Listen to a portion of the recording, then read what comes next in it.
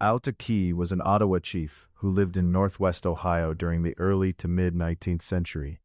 He was a descendant of the famous Chief Pontiac through a family line that included Pontiac's widow and her youngest son, Otusa. He was also the half-brother of another Ottawa chief named Wasion. Autokee led one of the last Ottawa villages in Ohio, situated on Maumee Bay at Presque Isle on the east bank of the mouth of the Maumee River in northwest Ohio. He was widely regarded as honest, friendly, and brave, qualities noted by both native and white contemporaries.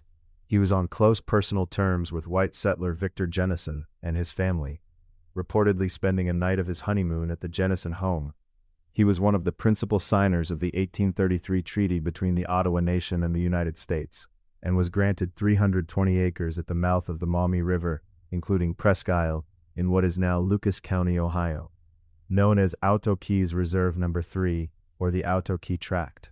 He also signed the Treaty of 1836, which relocated his band westward, first to lands west of the Mississippi, and eventually to Kansas. Notably, Autokee reportedly resisted removal for years, remaining behind as the last Ottawa chief in the Maumee Valley, leading the final 108 Ottawa westward.